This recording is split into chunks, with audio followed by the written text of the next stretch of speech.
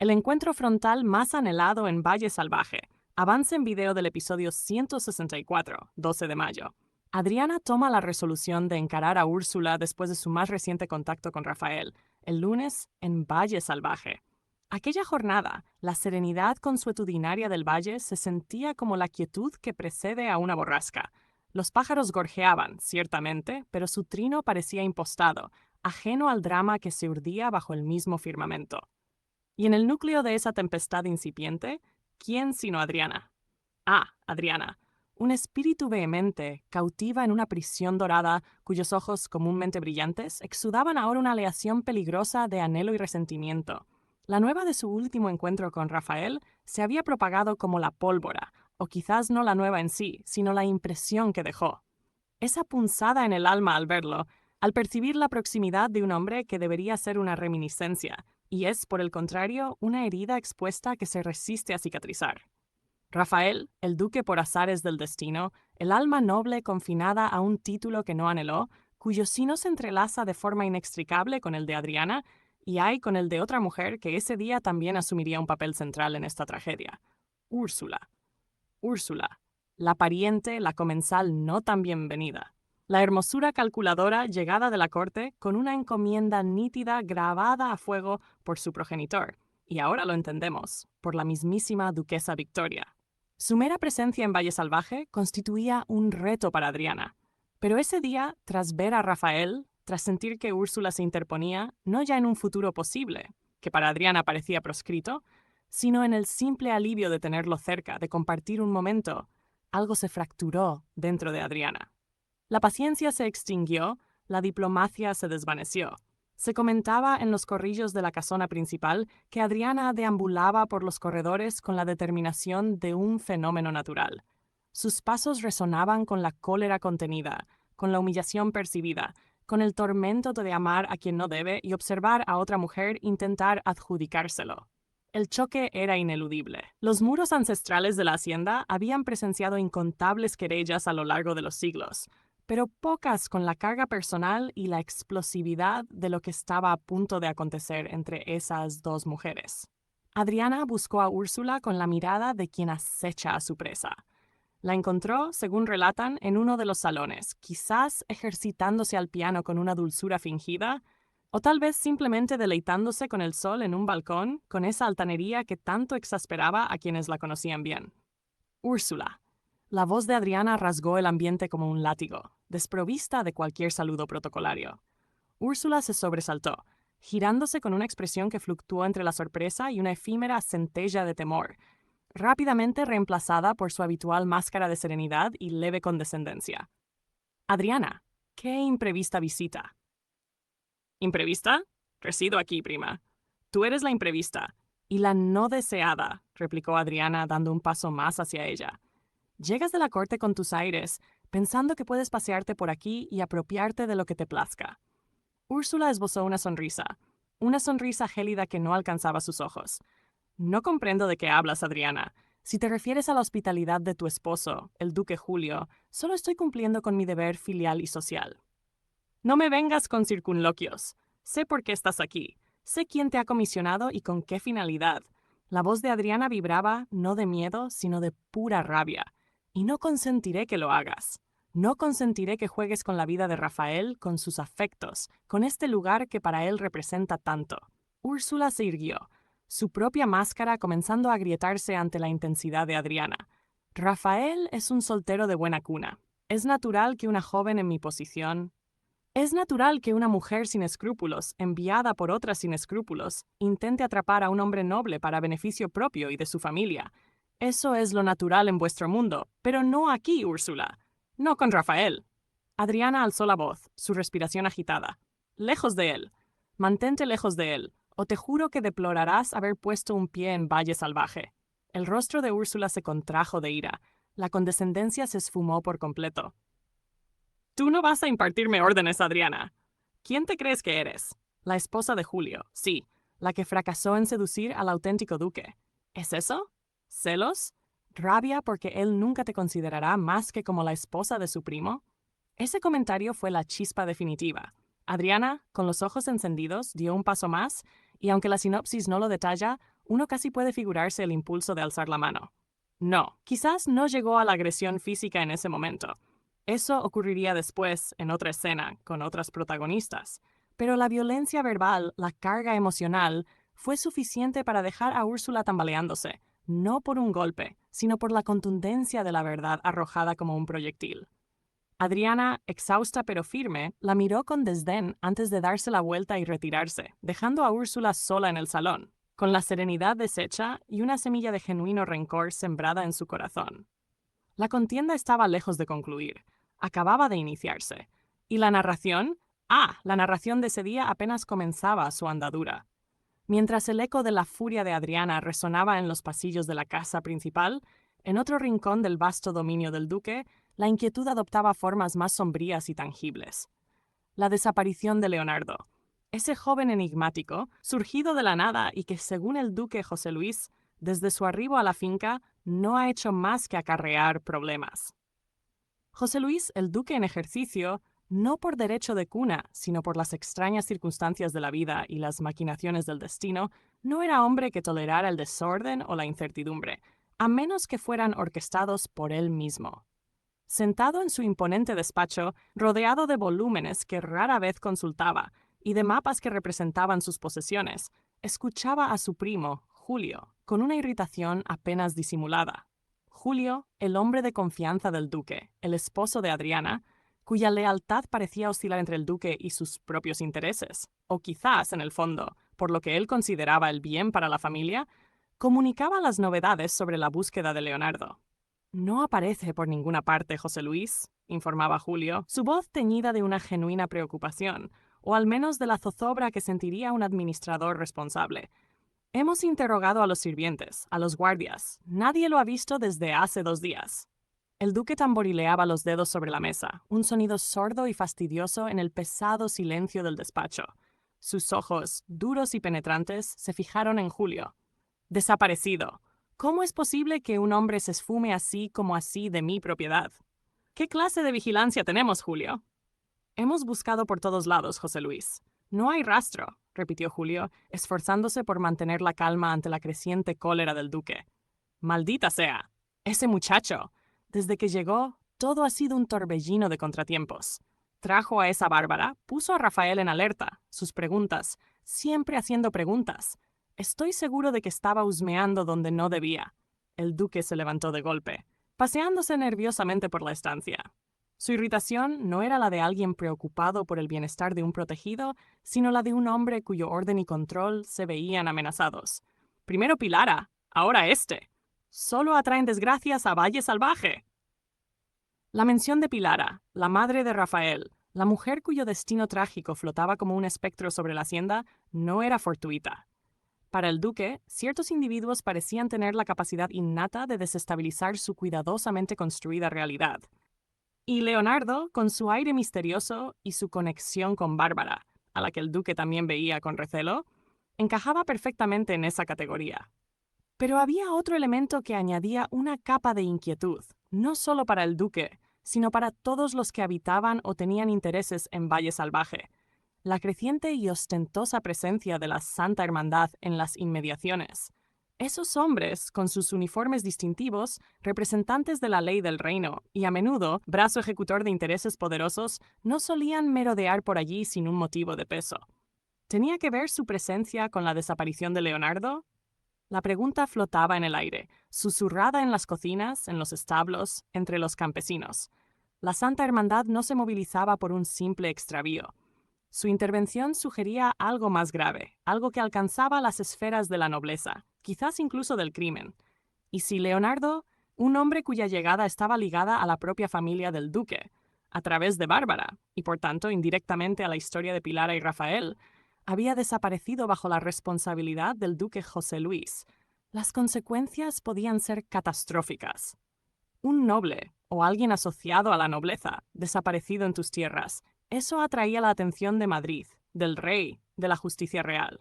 Ponía en tela de juicio la capacidad del duque para mantener el orden y la seguridad en su feudo. Podía abrir la puerta a investigaciones incómodas, a preguntas sobre por qué estaba Leonardo allí, qué buscaba y quién podría haber querido hacerlo desaparecer. La irritación del duque era quizás solo la punta del iceberg de su verdadero temor, que la desaparición de Leonardo fuera el inicio del fin de su reinado en Valle Salvaje. Mientras la Santa Hermandad proyectaba su larga sombra sobre la hacienda, en los rincones más íntimos y secretos, otras sombras, las del amor prohibido y el miedo a ser descubiertos, se cernían sobre Luisa y Alejo. Su romance, discreto pero apasionado, se desarrollaba bajo el constante escrutinio de las miradas, especialmente la de Isabel. Isabel, esa figura omnipresente y observadora en la casa, con una lealtad ambigua y ojos que parecían verlo todo, había notado algo. No se trataba quizás de pruebas concretas, sino de esas pequeñas señales, miradas que duraban demasiado, encuentros casuales que no parecían tan casuales, una cierta complicidad en el ambiente. Y la sola sospecha de Isabel era suficiente para encender las alarmas en Luisa. Luisa, una mujer inteligente y pragmática, estaba atrapada entre su afecto por Alejo y la cruda realidad de su posición. Era una dama de compañía, dependiente de la buena voluntad de sus empleadores, en particular de la duquesa Victoria. Un romance con Alejo, el hijo de la duquesa, aunque él fuera el otro hijo, el que no heredaría el título ni la fortuna principal, era un riesgo monumental. Si llegaba a oídos de Victoria, las consecuencias podrían ser nefastas. El despido inmediato de Luisa, la vergüenza para Alejo, un escándalo que sacudiría la ya tensa atmósfera de la casa. Por eso Luisa abordó a Alejo, según se cuenta, con una seriedad inusual en sus encuentros secretos. Alejo, le dijo, su voz apenas un susurro cargado de inquietud. Isabel sospecha. No sé qué ha visto, pero lo sé.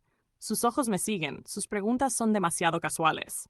Alejo, quizás más despreocupado por naturaleza o cegado por el ardor de su afecto, pudo haber intentado minimizarlo. Tonterías, Luisa. Isabel siempre está curioseando. No, Alejo, esta vez es diferente. Lo siento. Y no podemos permitirnos un error. No ahora.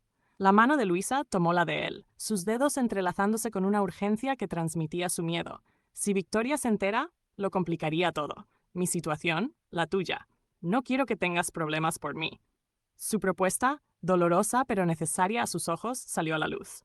Creo que lo mejor sería tomar distancia por un tiempo, dejar de vernos, o al menos ser aún más cuidadosos de lo que ya somos, disimular, que no haya nada que ver. La idea de la separación, aunque fuera temporal o fingida, debió caer como un jarro de agua fría sobre Alejo. Su reacción no está detallada en la sinopsis, pero se intuye la reticencia, la protesta quizás. Sin embargo, la lógica cruel de la situación pesaba más que el romanticismo. Luisa, con lágrimas velando sus ojos, debió insistir, pintando el sombrío panorama que les esperaba si Victoria descubría la verdad. La necesidad de tomar distancia, de crear una barrera artificial entre ellos para proteger su precaria posición, se convirtió en una decisión difícil, una más de las muchas que exigía la rígida estructura social de Valle Salvaje, aplastando los deseos del corazón bajo el peso de las convenciones y el miedo. Y hablando de la duquesa Victoria. Ah, Victoria, la señora de la casa, poseedora de un porte regio y una voluntad de hierro, cuya principal debilidad parecía ser su obsesión por mantener las apariencias y su desprecio por aquellos que no cumplían sus expectativas. Ese día, su ira se dirigió hacia Mercedes, otra figura femenina clave en el microcosmos de la hacienda. La confrontación, según se relata, versó sobre los deslices que Mercedes había cometido con los condes de Castromayor. ¿Qué clase de deslices? ¿Un comentario inapropiado? ¿Una falta de protocolo? ¿Una torpeza social que, a ojos de Victoria, empañaba la reputación de su casa? No se especifica, pero la reacción de Victoria sugiere que fue algo grave a sus ojos, una ofensa imperdonable contra el decoro social que tanto valoraba. El escenario de este enfrentamiento pudo ser cualquiera de los espacios formales de la casa, un lugar donde la etiqueta importaba. Quizás en un salón mientras repasaban la lista de invitados, o en un comedor privado antes de una comida importante. Victoria, con su habitual postura altiva y su voz cargada de reproche, debió enfrentar a Mercedes con dureza. Mercedes, debo decir que estoy profundamente decepcionada. Los condes de Castromayor son personas de gran importancia. Tus descuidos, tu falta de tacto, han sido vergonzosos. La voz de Victoria sería fría y cortante, cada palabra un latigazo. Esperaba más de ti. Esperaba que representaras a esta casa con la dignidad que merece. Mercedes, sin embargo, no era una mujer que se doblegara fácilmente, a pesar de su posición. Poseía un espíritu combativo y, al parecer, tenía sus propias opiniones sobre Victoria y sobre el tipo de persona que se esperaba que fuera. Ante la crítica implacable de la duquesa, Mercedes no se mordió la lengua. Su respuesta debió ser audaz, quizás incluso insolente. ¿Vergonzoso, duquesa? ¿Más vergonzoso que otras cosas que suceden bajo este techo? Su tono sería desafiante. Y luego lanzó la frase que encendió la mecha final. No soy, ni seré nunca, como Pilara. ¡Pilara! De nuevo el nombre, el fantasma, el punto doloroso en la historia de Valle Salvaje y en la psique de Victoria. Mencionar a Pilara, la primera esposa del duque legítimo, el padre de Rafael, la mujer cuyo destino trágico estaba envuelto en misterio y sospecha, era tocar una herida abierta, una comparación que Victoria detestaba y temía. Mercedes no solo rechazaba ser como Victoria, implicando que Victoria intentaba ser como Pilara, quizás en su manejo de la casa o en su relación con la familia, sino que además evocaba a la mujer que, a ojos de muchos, era la verdadera señora de Valle Salvaje, la que inspiraba lealtad y cariño, cualidades que a Victoria le costaba obtener. La mención de Pilara y la audacia de Mercedes al hacer la comparación fue demasiado para Victoria. La furia que bullía bajo su superficie estalló. No hubo más palabras, no hubo más reproches elaborados. Hubo una reacción primaria, violenta, indigna de una duquesa, pero muy humana en su rabia descontrolada. La mano de Victoria se alzó y se estrelló contra la mejilla de Mercedes. El sonido de la bofetada debió resonar en la habitación, cargado de la humillación y la furia de ambas mujeres.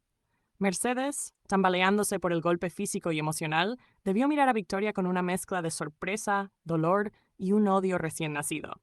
Victoria, por su parte, podría haberse arrepentido al instante del arrebato, o quizás se mantuvo rígida, su rostro pálido por la emoción. Un silencio tenso seguiría al acto, un silencio preñado de las consecuencias de esa violenta interacción. La relación entre la duquesa y su dama de compañía, ya de por sí compleja, acababa de cruzar un umbral peligroso. La bofetada no era solo un acto de agresión física, era una declaración de poder, una muestra de desesperación y un presagio de futuras hostilidades en el intrincado tablero de ajedrez de Valle Salvaje. Mientras las tensiones sociales y personales alcanzaban puntos de ebullición, otros dramas, más directamente relacionados con la venganza y la intriga financiera, se desarrollaban en paralelo. Atanasio, el hombre de campo, rudo pero astuto, movido por un profundo sentido de la injusticia y un deseo de vengar a su familia, o al menos de obtener compensación por los agravios sufridos, ponía en marcha su plan contra el duque. Su objetivo era claro: usar el secreto de Raimunda, la madre de Rafael, aunque Atanasio no conocía la verdad completa sobre la paternidad, para obtener dinero del duque José Luis. El secreto de Raimunda, como se insinúa más adelante, es la clave de muchas cosas, y Atanasio sabía que el duque querría mantenerlo oculto a toda costa. La propuesta de Atanasio al duque no sería una confrontación abierta, sino una negociación calculada. Según la sinopsis, le propone a José Luis una reunión para negociar una suma de dinero a cambio del silencio de Raimunda.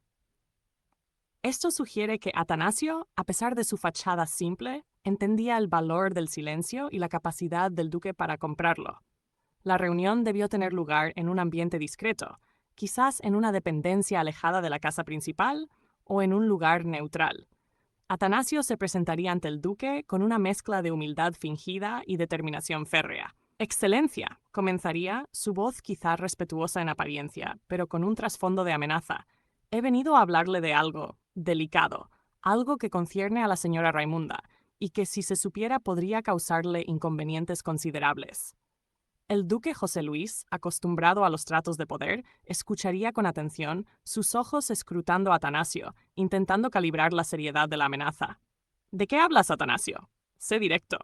Atanasio expondría su demanda, quizás justificándola como una compensación por los sufrimientos pasados o simplemente presentándola como el precio del silencio. La señora Raimunda, ella guarda un secreto, Excelencia, un secreto que la altera profundamente y que si saliera a la luz podría poner en peligro su posición. Yo podría asegurar su silencio, podría mantenerla alejada de las personas equivocadas, a cambio de una suma justa por mi discreción y mis esfuerzos. El duque consideraría la propuesta. El dinero no era un problema para él, pero la humillación de ser extorsionado por un campesino, por muy astuto que fuera, y la incertidumbre sobre qué sabía exactamente Raimunda y Atanasio, lo mantendrían en guardia. La negociación sería tensa, un duelo de voluntades entre el poder establecido y la astucia del oprimido. Sin embargo, Atanasio no estaba solo en esta arriesgada jugada. Matilde, su compañera de vida, la mujer sensata cuya prudencia contrastaba con la impulsividad de Atanasio y la fragilidad de Raimunda, ya sospechaba que había algo turbio detrás de esta repentina preocupación de Atanasio por el secreto de Raimunda. Matilde, que había visto a Atanasio rumiar su deseo de venganza contra el duque, que había sido testigo de la creciente alteración de Raimunda, no creía en las buenas intenciones de Atanasio en este asunto. Se mantendría alerta, observando a Atanasio, buscando señales, intentando descifrar el alcance de su plan. Le preocupaba a Atanasio, sí, pero aún más le preocupaba a Raimunda. La veía cada vez más frágil, más consumida por su secreto y por el rencor que la ataba al pasado. Matilde estaba convencida, con esa certeza que solo da el amor y la preocupación genuina, de que si Atanasio seguía adelante con sus planes, si involucraba a Raimunda en esa negociación peligrosa con el duque, todo podía terminar en tragedia. La sospecha de Matilde era el contrapunto moral y el elemento de incertidumbre en la arriesgada estrategia de Atanasio. Su vigilancia podría ser la única salvación o el último obstáculo en el camino hacia la perdición. Mientras Atanasio tejía su red financiera, la duquesa Victoria, no contenta con haber abofeteado a Mercedes, volvía a ejercer presión, esta vez sobre Úrsula. La presencia de Úrsula en Valle Salvaje no era un acto de caridad familiar, era una misión con un objetivo muy específico, y ese objetivo tenía nombre y apellido: Rafael. Victoria quería que Úrsula se encargara de Rafael, es decir, que lo sedujera, lo conquistara, lo convenciera de casarse con ella, asegurando así una alianza entre los dos linajes y quizás alejando a Rafael de cualquier tentación inapropiada, como Adriana. Victoria, en su estilo directo y autoritario, lanzó un ultimátum a su sobrina. La escena debió ser tensa, sin testigos, en algún lugar donde Victoria pudiera ejercer su autoridad sin miradas curiosas. Úrsula comenzaría, su voz fría y sin rodeos. El tiempo pasa, esperaba resultados. Tu estancia aquí tiene un propósito. Si no cumples con tu cometido en Valle Salvaje, si no logras persuadir a Rafael, tendrás que volver a la corte.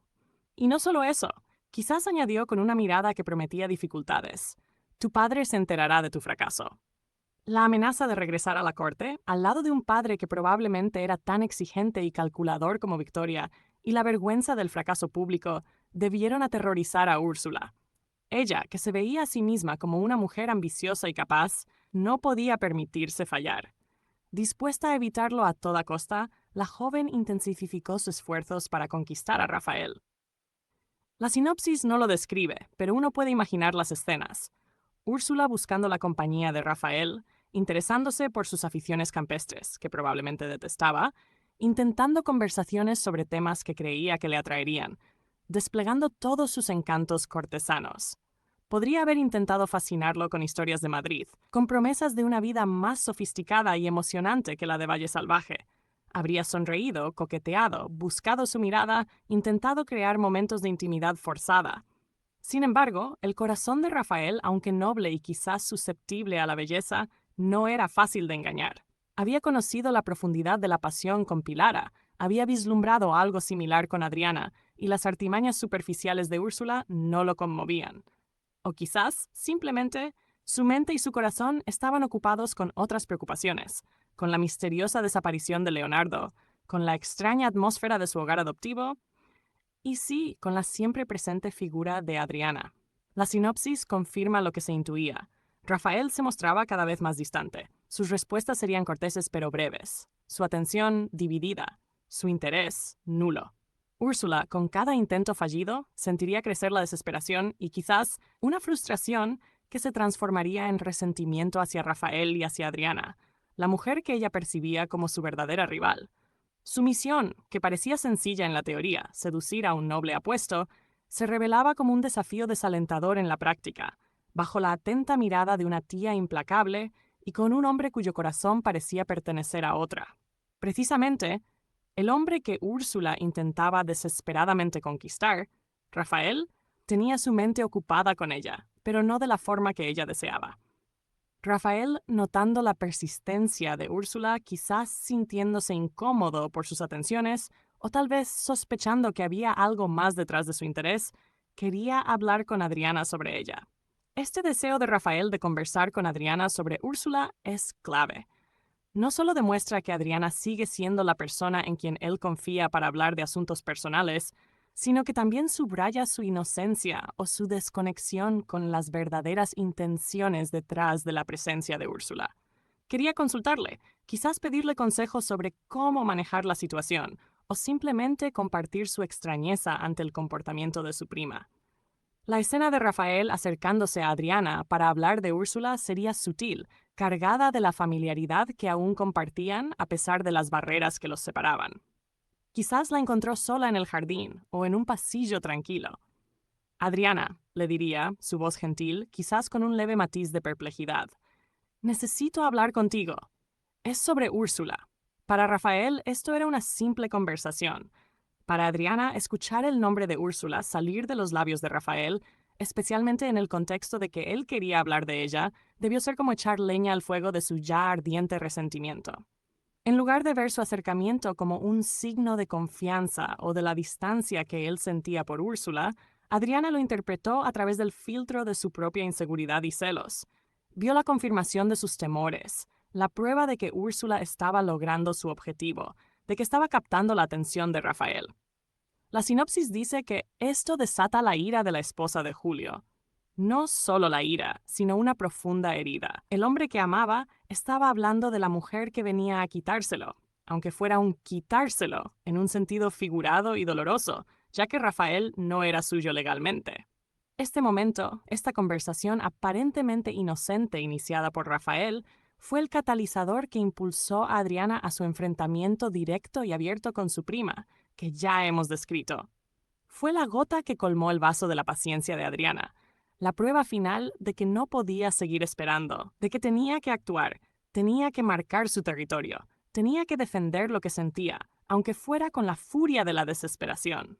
Decidida, con el corazón latiendo a 1000 por hora, Adriana se lanzó a la confrontación, impulsada por el dolor del amor no correspondido y la rabia ante la intrusión de Úrsula en el frágil equilibrio de su vida.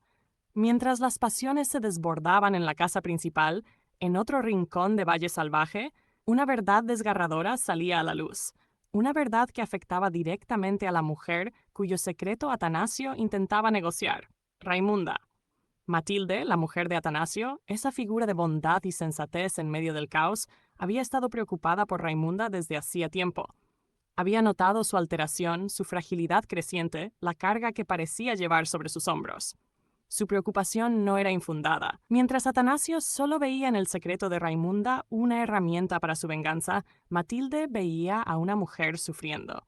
La sinopsis revela el motivo de la preocupación de Matilde de la manera más cruda. Descubre el secreto que Raimunda ha estado ocultando incluso a su propio hijo Rafael. Está gravemente enferma. La escena de este descubrimiento debió ser emotiva y privada. Quizás Matilde notó un síntoma alarmante en Raimunda que no pudo ignorar. Quizás encontró algún indicio, alguna medicina oculta, alguna conversación interceptada sin querer. La sinopsis dice que lo descubre, lo que implica que no fue Raimunda quien se lo confesó directamente, sino que Matilde tropezó con la terrible verdad. Imaginemos a Matilde encontrando a Raimunda en un momento de particular debilidad, quizás tras un ataque de tos incontrolable, o viendo un frasco de medicina que reconocía como algo serio, o encontrando un pañuelo manchado de sangre. La confrontación, si la hubo, sería suave, teñida de la profunda amistad y preocupación de Matilde. Raimunda, ¿qué es esto? ¿Estás enferma?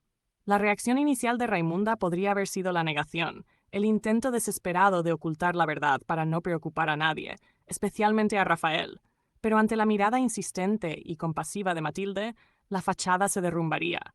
Las lágrimas, la confesión a medias, la terrible verdad revelada en susurros. La enfermedad, grave, implacable, que la estaba consumiendo por dentro. El impacto en Matilde sería inmenso.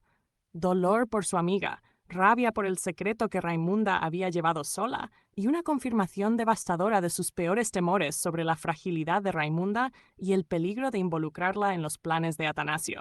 El secreto de su enfermedad explicaba muchas cosas: su alteración, su prisa por resolver ciertos asuntos, quizás relacionados con su secreto más antiguo, su aire de desesperanza. Para Matilde, este descubrimiento transformaba la situación de Raimunda de una simple preocupación a una emergencia. La alteración que Atanasio consideraba un síntoma de su secreto era un síntoma de una enfermedad mortal. Los planes de Atanasio de usar a Raimunda en una negociación peligrosa parecían ahora no solo turbios, sino cruelmente insensibles ante la inminencia de una tragedia mayor. Matilde, con el corazón apesadumbrado, se daría cuenta de que el tiempo para Raimunda era limitado y que su prioridad no debía ser la venganza o el dinero, sino la paz y el cuidado de su amiga en sus últimos momentos. El descubrimiento de la enfermedad de Raimunda añadía una capa de profunda tristeza y urgencia a la ya compleja trama de Valle Salvaje, prometiendo un desenlace emotivo y quizás fatal para uno de sus personajes más sufridos.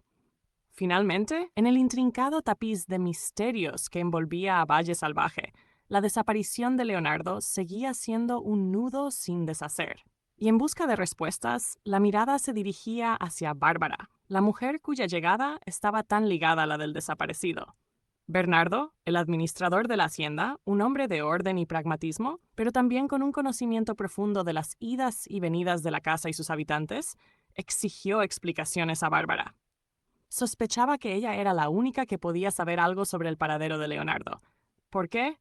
Porque, como señala la sinopsis con una perspicacia cruel, él era su único motivo para quedarse, y posiblemente la razón de su desaparición. Bernardo no era un hombre de rodeos. Su confrontación con Bárbara sería directa y sin concesiones.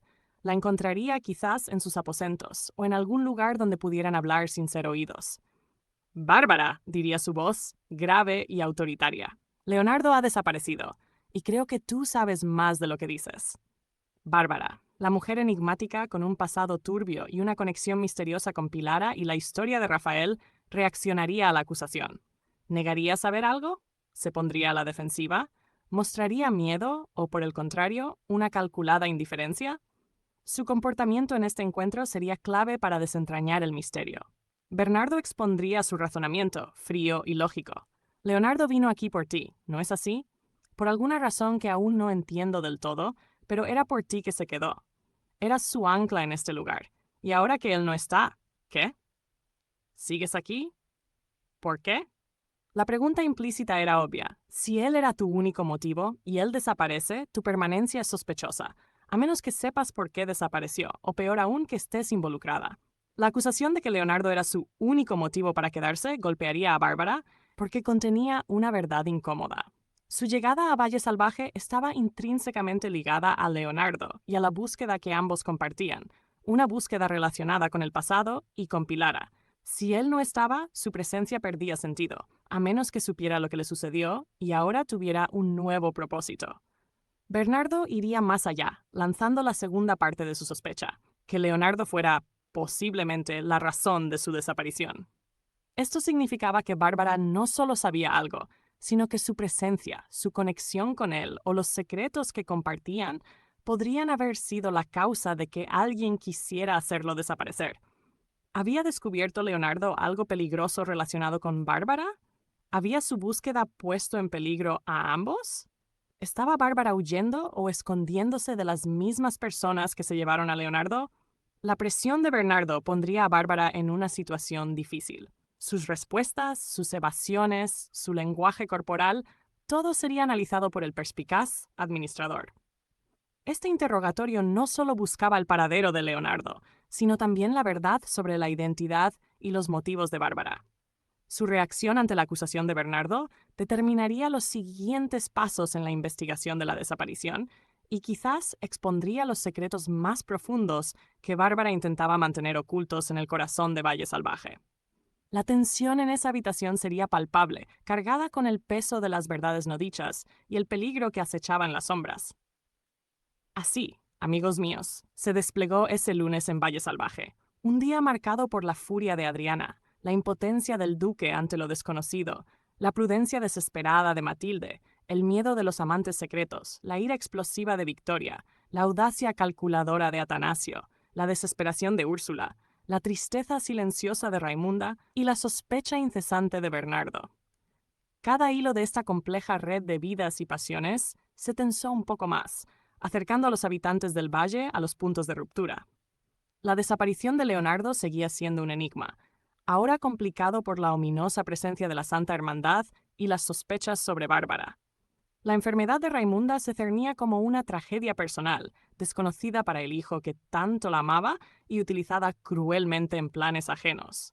Los amores prohibidos se enfrentaban a la dura realidad social y las rivalidades personales explotaban en violentas confrontaciones.